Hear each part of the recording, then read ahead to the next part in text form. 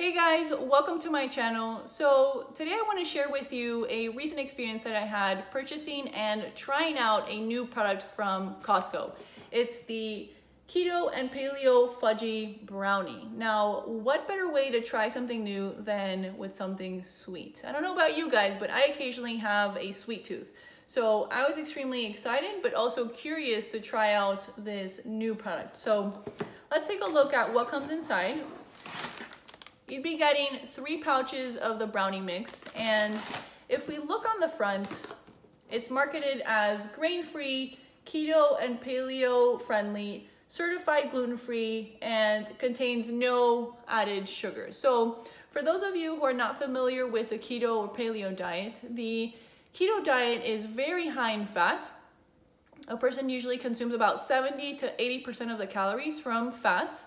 It's moderate in protein and very low in carbohydrates. So very low meaning 5 to 10% of the calories would be coming from carbohydrates. Now, just as a point of reference, the average person consumes about 45 to 55% of the calories from carbohydrates. So quite a difference there.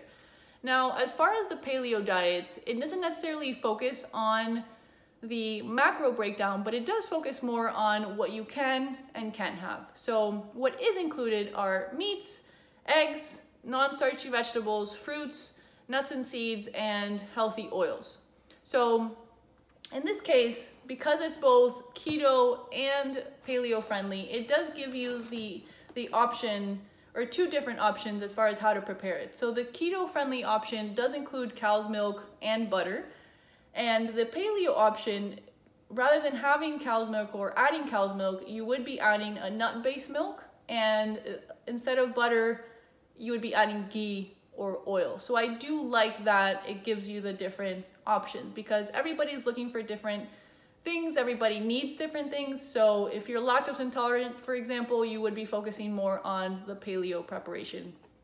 Now, if we look at the nutrition facts label, I want to focus more on the net carbohydrates in this case. So for every brownie, this is about 41 grams in weight, we would be consuming a total of 12 grams of carbohydrate. To calculate the net carbohydrates, you take the total carbohydrate, you subtract the fiber and the sugar alcohol. So in this case, the total carbohydrate is 12 grams, the dietary fiber is 2 grams, and the sugar alcohol is 8 grams. So you're left with 2 grams of net carbohydrate. The net carbohydrate is really the carbohydrate that once consumed gets converted into sugar in the body. So if you're a diabetic and you're wanting to control your blood sugars but yet satisfy that craving for something sweet, this would be an excellent option. As far as the ingredients, that's typically the first thing that I always look at if I'm wanting to buy something new. So in this case, it was acceptable, although I would make a change and I'll mention that in a few seconds. But this ingredient list has blanched almond flour, erythritol, which is a sugar alcohol, cocoa powder, chicory root fiber, baking powder, salt, vanilla flavor, and lastly, monk fruit extract. So short list, which I like right off the bat. The one thing I will change though, or would change, is rather than adding the erythritol for sweetness, I would replace the erythritol with monk fruit extract or stevia. So the reason for that is because the erythritol, in some cases, in certain people, it can cause digestive issues. The extreme case is diarrhea, bloating, gas, and then of course in a lot of people, it doesn't produce any type of symptom. So it really depends on the person.